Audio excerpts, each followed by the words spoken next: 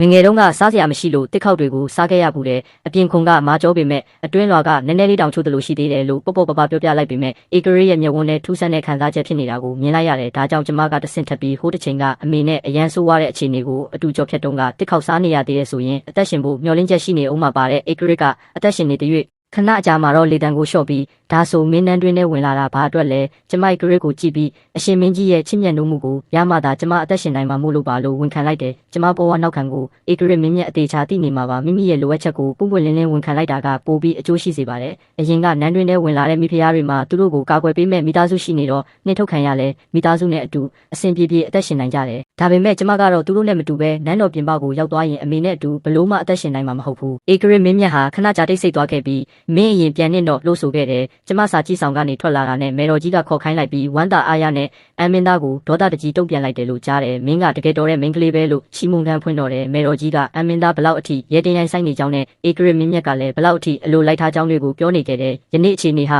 စွန့်စားခဲ့ရပေမဲ့မိဖုရားကြီးနဲ့ဧကရစ်မင်းမြတ်ကကျမကိုမှတ်မိသွားခဲ့ပြီးဒါဟာမဟာမိတ်ဖွဲ့လိုက်တာနဲ့အတူတူပါပဲနန်းဆောင်ကိုရောက်တော့အထင်းတော်ကြီးကအမင်းသားကိုပြစ်မှားမိလိုက်ပြီဆိုတော့နေစားကြီးကသဘောကျမှာမဟုတ်ဘူးထင်တယ်လို့ပြောလာတယ်ကျမကအစကတည်းကစွန့်ပစ်ခံရတဲ့နေရုပ်ပဲဥစ္စာကျမဖေရဲ့သဘောထားကိုဘာလို့ဂရုစိုက်နေရအောင်မလဲလို့ပြောတယ်အထင်းတော်ကြီးကနေစားမင်းတို့က၄ယောက်မြောက်သမီးကိုအမြဲလိုလိုက်ချစ်ကြတာကြောင့်စိတ်ကြီးပြီးအကျင့်မကောင်းဘူးအခုသူကအမင်းသားနဲ့လက်ထပ်ထားတာဆိုတော့နေစားကြီးဘက်ကဘာမှမပြောရင်တောင်သမီးရင်းကဒေါသထွက်မှာတေချာပါတယ်လို့စေတနာနဲ့တတိပေးတယ်ညရောက်တဲ့အထိဧကရစ်မင်းမြတ်ဟာကျမကိုလာရောက်ပေါင်းဖက်ခြင်းမရှိသေးပါဘူးလွတ်တော်တဲ့သတင်းတွေစုံစမ်းကြည့်တဲ့အခါပြည်သူတွေငတ်မုတ်ခေါင်းပါနေမှုကိုအမတ်တဝက်ကျော်ကအရင်ကယ်ဆယ်ဖို့သဘောတူတာကြောင့်အမင်းသားဒေါသအကြီးကျယ်ထွက်နေခဲ့တဲ့၄ရက်မြောက်နေ့မှာတော့သမီးရင်းဖြစ်တဲ့အမင်းသားကျင်ရတော်ကနန်းတွင်းနဲ့တွေ့ဖို့စာပို့ခဲ့တယ်ဆိုပေမဲ့ကျမကိုလာရောက်စီးရင်ရှင်းဖို့ဆိုတာထင်ရှားနေတာပဲအမင်းသားကျင်ရတော်ကကျမကိုမြင်တဲ့အခါအယိုသေးပေးဖို့နေနေတာဒေါသတွေနဲ့နန်းတွင်းနဲ့ဝင်ရယုံနဲ့တခြားသူတွေထက်အဆင့်တန်းမြင့်မားသွားပြီလို့ထင်နေတာလားနင်ကငါအဖေရဲ့မယားငယ်သမီးတက်တက်ပဲကျမကတော့မင်းသားကျင်ရတော်နှုတ်ဆောင်ပါဒီနေရာကနန်းဆောင်ပါမင်းအိမ်မဟုတ်ပါဘူးလို့ပြောတော့မင်းသားကျင်ရတော်ကကြားရတာတော့ဧကရစ်ကအခုထိနင့်ကိုလာရောက်မပေါင်းဖက်သေးဘူးဆိုပဲငါမိသားစုသားမရှိရင်နင်ကဘာကောင်းမှမဟုတ်ဘူးနင့်အမေတက်ရှိသေးတယ်ကြားတယ်နောက်ကြရင်ငါလူလွတ်ပြီးသူမကိုကောင်းကောင်းပြုစုခိုင်းလိုက်မယ်သူမကကျမစိုက်ကြည့်နေတဲ့မျက်ဝန်းတွေကြောင့်စိတ်တူသွားပြီးပါတစ်ချက်ရိုက်လိုက်တယ်အမှန်တော့ကျမရှောင်လို့ရပေမဲ့မရှောင်ခဲ့ဘူးအကြောင်းရင်းကတော့အခုအမှောင်ထဲကနေစောင့်ကြည့်နေသူရှိမှန်းကြိုသိနေလို့ပဲ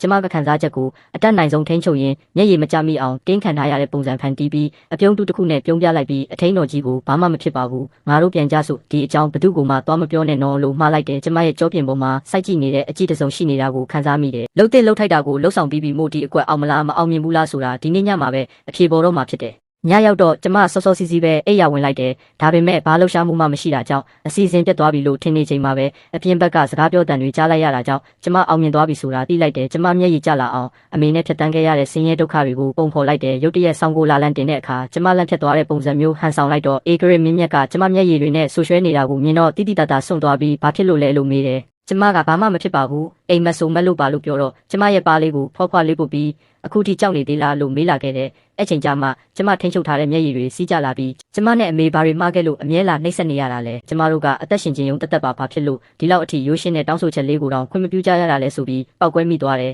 ဧကရစ်ဟာတိုင်းပြည်ရေးရစစ်ဆေးပြီးည7နာရီတိုင်းပန်းချံကိုလာလေးရှိတာကိုကြိုသိတာကြောင့်မင်းသားရဲ့ကြင်ရတော်နဲ့တွေ့ဆုံဖို့ဟာကျမကိုယ်တိုင်အကွက်ချစီစဉ်ထားခဲ့တာပါအားနည်းလုံးနဲ့မိန်းကလေးနဲ့သူမမိခင်အသက်အန္တရာယ်နဲ့ချင်းချောက်ခံနေရတာကိုခင်မုန်းဖြစ်တဲ့ဘယ်ယောက်ျားလေးမျိုးကမှနှလုံးသားမှာပြီးပြစ်ထားနိုင်မှာမဟုတ်ပါဘူးနောက်ဆုံးမှာတော့တညလုံးအိတ်ဆက်ခြင်းမရှိပဲကျမရဲ့ပထမဆုံးပေါင်းဖက်ခြင်းအောင်မြင်သွားခဲ့ပြီးနာမည်နဲ့အရှိန်ဝါပါပြည့်စုံတဲ့မိဖုရားဖြစ်လာခဲ့တော့တယ်အထင်းတော်ကြီးကအမင်းသားကျင်ရတော်ကိုအခုလိုတုံးချလိုက်တာနေစားမင်းတိမှာမကြောက်ဘူးလားလို့မေးတော့ကျမသူ့ကိုဖုံးကွယ်ထားဖို့စိတ်ကူးမရှိပါဘူးလက်ထက်တဲ့နေ့ကရှင့်ကိုခေါ်ခဲ့တာဟာအဖေနဲ့အဆက်အသွယ်လုပ်ဖို့လွယ်ကူအောင်လို့ပဲအခုအဖေကိုသွားပြောလိုက်ပါအမင်းသားခီးနှန်းဆက်ခံဖို့အလားလာရှိပေမဲ့လက်ရှိဘရင်တည်သွားပြီးကလေးမချန်ခဲနိုင်မှသာဖြစ်နိုင်မယ်လောကမှာအမြဲပြောင်းလဲနေတာမို့ဒီလောက်အစောကြီးအုပ်စုဖွဲ့ပတ်လိုက်နေတာကိုတေချာပြန်စဉ်းစားဖို့နဲ့ကျမအမေကိုလာထိတာလုံးဝမကြိုက်တာမို့ရှင့်သမီးကိုထိန်းထားပါလို့သတင်းပါခိုင်းလိုက်တယ်မေတော်ကြီးကကျမဧကရစ်နဲ့ပေါင်းဖက်ပြီးပြီဆိုတဲ့သတင်းကြတော့အားစေးအများပြပေးပို့ခဲ့ရုံတင်မကအထင်းတော်ကြီးကိုလွတ်ပြီးကိုဝင်ရဖို့လွယ်ကူတဲ့နီလန်းကောင်းတွေကိုလာရောက်တင် जाပေးခဲ့တယ်ကျမရှက်နေခဲ့ပေမဲ့မေတော်ကြီးကတော့ငါအမြင်ကတကယ်မှန်တာပဲလို့ဆိုလာတယ်ညရောက်တော့ဧကရစ်မင်းစောစောစီးစီးကြွလာပြီးကျမရဲ့အခန်းထဲကတံမိုးကြီးပစ္စည်းတွေအများကြီးတိုးလာတာမြင်တော့မေတော်ကြီးပို့ပေးတာလားလို့မေးတယ်ကျမခေါင်းငိမ့်ပြလိုက်တော့သူကမျက်နှာပြတ်သွားပြီးဒါတွေအားလုံးမနှက်ပြန်ပို့ခိုင်းလိုက်တယ်ကျမကဧကရစ်ကို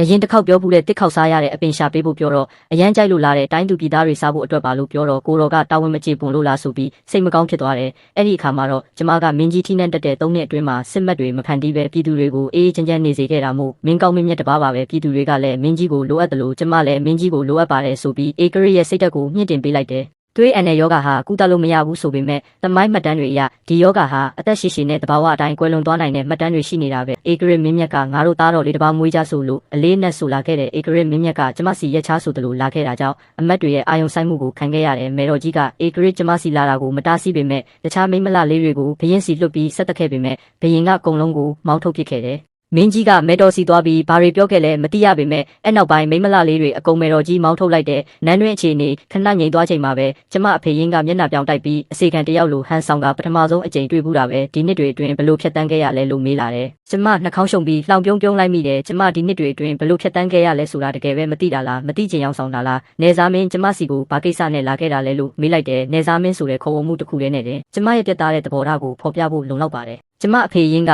ငါအတွက်တခုစုံစမ်းပေးရင်မင်းနဲ့မင်းအမေကိုတဘောအလုံးပြည့်စုံအောင်ထားပေးမယ်လို့ပြောတော့ကျမရင်ထဲကရေမောမိလိုက်တဲ့ဧကရစ်မင်းမြတ်ရဲ့ယောဂပဲချိန်ထိခံမလဲစုံစမ်းပေးပါတယ်ကျမကစမ်းသက်တဲ့အနေနဲ့အမင်းသားဘက်ကိုပြက်ပြက်သားသားရွေးချယ်လိုက်ပြီးပေါ့လို့ပြောတော့ကျန်တာတွေကိုမင်းသိစရာမလိုဘူးဒီကိစ္စကိုပဲတေချာစုံစမ်းပေးရင်ရပြီတဲ့ပြီးတော့မှသူ့သမီးမွေးလာတဲ့ကလေးကိုဧကရစ်မင်းမြတ်ဖြစ်စေချင်တာကြောင့်အမင်းသားကိုရွေးလိုက်မှန်သဘောပေါက်တော့တဲ့ဧကရစ်မင်းမြတ်မှာသွေးအန်တဲ့ယောဂရှိပေမဲ့တမားတော်ကြီးတွေပြောသလို3နှစ်ပဲခံတော့မဲ့ပုံစံမျိုးတော့မဟုတ်ပါဘူးဒါပေမဲ့ဒီအကြောင်းကိုလုံးဝဖွင့်ပြောပြဖို့စိတ်ကူးမရှိပါဘူးနေ့ရက်တွေဟာတဖြည်းဖြည်းကုန်လွန်ခဲ့ပြီးနန်းတွင်းဟာလည်းအတော်လေးတည်ငြိမ်အေးချမ်းနေခဲ့တယ်ဒါပေမဲ့တနေ့မှကျမရုတ်တရက်ပြုတ်အန်ခြင်းစိတ်တွေဖြစ်ပေါ်လာတော့မှရာသီသွေးမလာတာတလကျော်နေပြီဆိုတာသတိပြုမိတော့တယ်ကျမမှာကိုဝင်ရှိနေပြီဆိုတဲ့သတင်းကြတော့နန်းတွင်းတစ်ခုလုံးကိုရိုက်ခတ်သွားခဲ့ပြီးမေတော်ကြီးကစိုးရိမ်တကြီးနဲ့ရောက်ချလာခဲ့တယ်နောက်ဆိုရင်ပိုပြီးသတိထားရမယ်မဟုတ်ရင်မကောင်းတဲ့သူတွေလောက်ကျန်တာကိုခံရလိမ့်မယ်ဒီသမားတော်ကြီး3ယောက်ကစေးပညာမှာအတော်ဆုံးသူတွေပဲနောက်ခါဘသူဘာပစ္စည်းပို့ဒီသမားတော်3ယောက်လုံးတိတိကျကျစစ်ဆေးပြီးမှပဲအတီးပြုရမယ်လို့မှာကြားတော့တယ်ဧကရစ်မင်းမြတ်ကလည်းရောက်ရက်တွေခတ်ပြီးငါကိုတော့ဖေးဖြစ်တော်မယ်ဆိုပြီးပြောနေပုံဟာဧကရစ်တပါးနဲ့လုံးဝမတူပဲအတွေ့အကြုံမရှိတဲ့လူငယ်လေးတစ်ယောက်လိုရှက်ကိုရှက်ကန်ဖြစ်နေရှာတဲ့နောက်ဆိုမင်းတစ်ယောက်တည်းငါကိုလိုအပ်တာမဟုတ်တော့ပဲမင်းနဲ့ကလေး2ယောက်လုံးငါကိုလိုအပ်နေကြပြီလို့ပြောရင်စိတ်ချပါငါကိုတော့မင်းတို့သားမီး2ယောက်လုံးကိုအစွမ်းကုန်ကာကွယ်ပေးပါမယ်လို့ကတိပြုခဲ့တယ်ဒီကိုဝင်ကြောင့်နန်းတွင်းမှာအပြည့်အဝနေဖို့ခွင့်ရရသွားတာမို့ကျမတကယ်ပဲဝမ်းသာမိသွားတယ်ဒီကလေးကြောင့်နောက်တစ်ချိန်နန်းလူပွဲစစ်အာဏာသိမ်းမှုတွေဖြစ်လာနိုင်တာမို့ကျမမဖြစ်မနေအသက်ပေးကာကွယ်ရမယ်တကယ်လို့ကျမကလေးပြတ်ကျသွားရင်ကျင်ရတော်ကကျမနဲ့အမေကိုရရက်ဆက်ဆက်လက်စဖျောက်ပါလိမ့်မယ်ဘာလို့လဲဆိုတော့ဧကရစ်နဲ့ကျမချစ်ချင်းကိုကြည်ချင်းအဖြစ်နောက်ထပ်ကိုဝင်တွေထက်ရလာနိုင်သေးလို့ပဲဒါပေမဲ့ကျမပို့ပြီးစိုးရိမ်မိတာကအမင်းသားမျိုးတော်ကိုပြန်ရောက်တဲ့အခါဧကရစ်မင်းမြတ်ကိုအနေရပြုမလားဆိုတာပါပဲအမင်းသားနန်းတော်ထဲဝင်လာရင်ကျမကိုချက်ချင်းအကြောင်းကြားဖို့အစေခံတွေကိုမှထားလိုက်တဲ့ပန်းချံထဲမှာလမ်းလျှောက်နေတော့အမင်းသားနဲ့တန်းတိုးတော့တာပဲသူဟာဧကရစ်မင်းမြတ်နဲ့တွေ့ဆုံပြီးလို့ပြန်ထွက်လာတဲ့ပုံစံပဲအမင်းသားကကျမကိုမြင်တော့အနားကိုရှောက်လာခဲ့ပြီးကျမကိုဝင်ပေါ်အကြည့်ရောက်လာတာကြောင့်ကျမမတိမတာဝမ်းပိုက်ကိုလက်နဲ့ကာကွယ်လိုက်မိတယ်အဲ့ဒီအချိန်မှာပဲအမင်းသားကိုပေါ်ကအရက်နဲ့ခတ်တင်းတင်းကြောင့်ရုတ်တရက်ပြုတ်အန်ချင်လာခဲ့တယ်အမင်းသားကထူးဆန်းတဲ့အပြုံးနဲ့မေတော်ကြီးကိုဂုဏ်ပြုပါတယ်လို့ပြောတယ်ကျမလည်းမင်းသားနန်းတော်ထဲပြန်ရောက်လာတာကိုလည်းဂုဏ်ပြုပါတယ်ဧကရစ်မင်းမြတ်ကိုတွေ့เสียရှိသေးလို့မနှောက်ယှက်တော့ပါဘူးလို့ပြောပြီးလှည့်ထွက်လာခဲ့တော့တယ်စာကြည့်ဆောင်တဲ့ရောက်တော့ဧကရစ်မင်းမြတ်ဟာပုံမှန်တိုင်းစာလွာတွေကိုစစ်ဆေးနေပြီးမျက်နှာသွေးမဆိုးတာကြောင့်သူတို့2ယောက်အပြင်းအထန်ရံမဖြစ်ခဲ့ကြမှန်းသိရလို့ကျမစိတ်အေးသွားခဲ့ရတယ်ဒါပေမဲ့ဧကရစ်ရဲ့ကိုပေါ်ကနေအမင်းသားစီကရတဲ့အရက်နဲ့တူနေတာကိုသတိထားမိတယ်ကျမအဖေကအထိန်တော်ကြီးကတဆင်တကယ်လို့ဒီကလေးကိုဖြစ်မချဘူးဆိုရင်နောက်ဆက်တွဲအကျိုးဆက်ကိုမိမိဘာသာတာဝန်ယူရလိမ့်မယ်တဲ့ကျမအထိန်တော်ကိုကြည့်ပြီးမုန်းတီးနေကြတဲ့လူ2ယောက်ဟာအတူတူထိုင်ပြီးအရက်တောက်နိုင်ပါမလားလို့မေးမိတော့အဲ့လူ2ယောက်ဟာအချင်းချင်းကြည့်မရတယ်လို့မျိုးဟန်ဆောင်နေကြတာမဟုတ်ရင်မတောက်နိုင်ပါဘူးတဲ့ထိုစကားဟာကျမရဲ့အုံနောက်ထဲလျက်စီးလက်သွားတယ်လို့မျိုးဖြစ်သွားပြီးလူတိုင်းကပြောနေကြတာတော့မင်းသား2ပါးဟာရေနဲ့မီးလိုပဲမတည့်ကြဘူးတဲ့ဒါပေမဲ့ဒီနှစ်တွေမှာသူတို့2ယောက်ခဏစကားများရန်ဖြစ်ကြတာရှိပေမဲ့တကယ်ပြင်းပြင်းထန်ထန်အသက်လူတဲ့တိုက်ပွဲမျိုးတစ်ခါမှမဖြစ်ပွားခဲ့ဘူးဒါဆိုရင်သူတို့2ယောက်လုံးအစကတည်းကလောကကြီးတစ်ခုလုံးကိုလှည့်စားပြီးပြဆက်အတူတူကတ်နေတာများလားနှစ်လတွင်မှာအမင်းသားနဲ့ဧကရစ်မင်းမြတ်တို့ဟာကိစ္စသေးသေးမွှားမွှားလေးနဲ့အကြိမ်ကြိမ်အခြေတင်ဖြစ်ခဲ့ကြတယ်တခါမှာတော့ရန်ဖြစ်ပြီးဧကရစ်မင်းမြတ်ဟာလွတ်တော်မှာသွေးအန်တဲ့အထိအခြေအနေဆိုးဝါးသွားခဲ့တယ်ကျမဒီသတင်းကိုကြားရတော့လန့်ဖြတ်ပြီးငါပဲအတွေးမှသွားလေသလားဆိုကတန်တရားဝင်မိသွားတယ်ဧကရစ်ကိုတွားကြည့်ခြင်းပေမဲ့လည်းကိုဝင်ရင်အမကြီးကြောင့်မေတော်ကြီးကကျမကိုအပြင်မထွက်ဖို့တားမြစ်ထားမှုဘာလို့ရမှန်းမသိပဲစိုးရိမ်နေခဲ့ရတယ်ညတကောင်ကျော်ဧကရစ်မင်းမြတ်ကြွလာတာကိုမြင်တော့မှကျမအနေငယ်စိတ်သက်သာရခဲ့တယ်ကိုတော်ကမင်းစိုးရိမ်နေမှဆိုလို့ခဏလာကြည့်တာပါလို့ပြောတယ်ဧကရစ်မင်းမြတ်ယောဂအခြေအနေပြင်းထန်နေတယ်ဆိုတဲ့သတင်းကြောင့်လူတချို့ချက်ချင်းကောင်းထောင်လာကြပြီးအမင်းသားကိုအင်ရှိမင်းသားအဖြစ်တင်မြောက်ဖို့ကျမအဖေကထိတ်ဆုံးအဆိုပြုလာတယ်ဒါပေမဲ့အခြားအမတ်တော်များများကကျမကိုဝင်တဲ့ကကလေးသားတော်လားသမီးတော်လားစောင့်ကြည့်ပြီးမှဆုံးဖြတ်တင်တယ်လို့ကန့်ကွက်ကြတယ်လွတ်တော်ထဲမှာအကြီးအကျယ်ညှင်းခုန်နေကြသလိုနန်းတွင်ထဲမှာလည်းမငြိမ်မသက်ဖြစ်နေခဲ့တယ်ကျမအပြင်မထွက်ရပေမဲ့မေတော်ကြီးကရက်ချလာပြီးလာတိုင်းအမင်းသားနဲ့ဧကရစ်ကြီးတို့ကိုအာမနာနဲ့ဆဲဆိုလေးရှိတာတွေကိုနားထောင်ပြီးကျမခေါင်းတွေတောင်ကိုက်လာရတယ်ရက်အနှဲငယ်ကြတော့အမင်းသားကျင်ရတော်ကကျမရဲ့ဝမ်းပိုက်ကိုကြည့်ပြီးမနာလိုဒေါသတွေနဲ့ပြင်းနေခဲ့တဲ့အမင်းသားကငါကိုတော်နာမည်ကြီးသမားတော်တယောက်ကိုတွေ့ခဲ့တယ်သူကကိုဝင်9လ6လရှိတဲ့အမျိုးသမီးတွေကိုတွေးခုံနှုံစမ်းယုံနေတယ်ကလေးကသားလားသမီးလားဆိုတာကိုကြိုသိနိုင်တယ်တဲ့ ဒီနေ့ငါကိုတော်ကအထူးတလဲခေါ်လာခဲ့တာမို့မိဖုရားအတွက်သွေးခုံလုံးစမ်းသက်ပေးပါရစေလို့ဆိုကအဖိုးအိုတယောက်အနာကိုရှောက်လာခဲ့တယ်အဖိုးအိုကအတန်ကြာသွေးခုံလုံးစမ်းပြီးတော့မိဖုရားကြီးကိုဂုဏ်ပြုပါတယ်ဒီကိုဝင်ဟာသားတော်လေးဖြစ်ပါတယ်လို့ပြောတော့တခန်းလုံးကအစေခံတွေအားလုံးပြုံးပျော်သွားကြပေမဲ့သမီးရင်မျက်နှာကတော့အမှောင်ဖုံးသွားခဲ့တယ်အဲ့အချိန်မှာပဲအမင်းသားကတိုးတိုးလေးကပ်ပြီးမကြီးကိုတစ်တာနှလုံးထဲမှာသားတော်လေးအတွက်ကစားစရာအယုတ်တချို့ပါတယ်ဒါကငါကျင်ရတော်နဲ့ရောက်ခမကြီးတို့ကနန်းတွင်လက်မှုပညာရှင်တွေကိုအထူးတလဲရှာဖွေပြီးအနံလောက်ခိုင်းထားတာပါလို့ပြောပြီးလှည့်ထွက်သွားခဲ့တယ်ဒီစကားကြားလိုက်ရတဲ့အခါကျမရင်ထဲမှာဒိတ်ခနဲဖြစ်သွားခဲ့ရတယ်ကျမဒီအကြောင်းကိုအေဂရစ်မင်းမြတ်ကိုပြောပြလိုက်တော့အေဂရစ်ကခေါင်းငိမ့်ပြီးမနှက်ဖြန်ကြရင်ပြစကောင်းတစ်ပွဲကြည့်ရတော့မယ်လို့ဆိုခဲ့တယ်ကစားစရာအယုတ်ဟာကတိုးရည်နဲ့စိန်ထားတာကြောင့်ကိုဝင်ဆောင်အမျိုးသမီးတွေထိတွေ့မိရင်တလအတွင်းတွေးတုံပြီးကလေးပြက်ကျသွားမှာဖြစ်တယ်ဒါကြောင့်အဲ့ဒီအယုတ်လုပ်တဲ့လက်မှုပညာရှင်ကိုစစ်ဆေးကြည့်တော့ဒါဟာနေစားမင်းတင်းကျက်ခိုင်းစေခဲ့တာဖြစ်ကြောင်းထွက်ဆိုလိုက်တယ်အေဂရစ်မင်းမြတ်ကနေစားမင်းနဲ့ပတ်သက်တဲ့သူမှန်သမျှချက်ချင်းဖမ်းဆီးခြင်းချစေတယ်အမင်းသားကတော့အဓိကတရားခံမဟုတ်ပေမဲ့အမှားအယွင်းဖြစ်စေခဲ့တဲ့အတွက်နေဆက်ဒေတာမှာနှစ်ပေါင်း20တိတိနေပြီးနယ်နိမိတ်ကိုကာကွယ်ဖို့ယာရုချပစ်ခြင်းခံလိုက်ရတဲ့လွတ်တော်ပွဲပြီးတဲ့နောက်ကျမစာကြည့်ဆောင်စီသွားရင်အတွင်းထဲကနေအမင်းသားရဲ့ညှဉ်းညူတန်းကိုကြားလိုက်ရတယ်အကူတော်ကလည်းနှစ်ပေါင်း20ဆိုတော့တကယ်ပဲရက်ဆက်လွန်းနေပြကျွန်တော်နှစ်ပေါင်း20လုံးမျိုးတော်ကိုပြန်မလာရဘူးဆိုတော့ကျွန်တော်တူတော်မောင်လေးကိုမြင်ရတော့မှမဟုတ်ဘူးဒီတူလေးကိုကျွန်တော်မျှော်လင့်နေခဲ့ရတာဘယ်လောက်ကြာပြီလဲအေဂရစ်ကမင်းပြင်းလုံးလို့ခမဲတော်ထီနန်ငါကိုပေးခဲ့တာဒီနှစ်တွေအတွင်းငါကထီနန်ပြန်လွှဲပေးချင်တာလို့ပြောတော့အကူတော်ကလည်းအေဂရစ်လောက်ရတာပြင်မလုံးလို့စစ်မြေပြင်ကိုသွားပြီးမြင်းစီတိုက်ခတ်ရတာမှပျော်စရာကောင်းတာဆိုတဲ့ဆန်နောက်တန်တွေကိုကြားတော့ကျမတိတ်တဆိတ်ပဲပြန်ဆုတ်လာခဲ့တယ်။ညရောက်တော့အေဂရစ်ကကျမကိုအမှန်တိုင်းရှင်းပြခဲ့တယ်။တကယ်တော့အမင်းသားနဲ့ကိုရောဟာဒီနှစ်အတွင်းမတက်သလိုဟန်ဆောင်နေခဲ့ကြတာပါ။ခမဲတော်ယောဂပြင်းထန်ပြီးကိုရောကိုထီနန်းလွှဲပြီးတော့လူများစုကမကျေနပ်တာကြောင့်အမင်းသားစီသွားပြီးအာနာသိမ့်ဖို့တိုက်တွန်းခဲ့ကြတယ်။ကိုရောတို့ကညီကိုအရင်ချလို့ချစ်ခင်ကြပေမဲ့ညီတော်ကအေဂရစ်မဖြစ်ချင်ဘူးဒါပေမဲ့လည်းစစ်ပွဲမှာသူနဲ့အတူတွဲဖက်တိုက်ကူတဲ့သူတွေလည်းပါလာမှုပြက်ပြက်တသားညင်းပယ်လို့မရဘူးဒါကြောင့်ကိုတော်တို့တိုင်ပင်ပြီးပြဆက်ကခဲ့ကြတာငါကိုတော်လည်းဒီအခွင့်အရေးကိုတုံးပြီးမတည်ငြိမ်တဲ့အမတ်တွေအားလုံးကိုရှင်းပြလိုက်တာအမင်းသားကတော့တော်ဝင်မျိုးဆက်ကိုလှုပ်ကြံသူလို့တန်တရားရှိပြီးနေဆက်ကိုကာကွယ်ဖို့ပို့လိုက်တာမို့သူ့ဆန္ဒကိုဖြည့်ဆည်းပေးလိုက်တာနဲ့အတူတူပါပဲဒါဆိုမေတော်ကြီးကိုကောဘာလို့မုန်းတာလဲလို့မေးတော့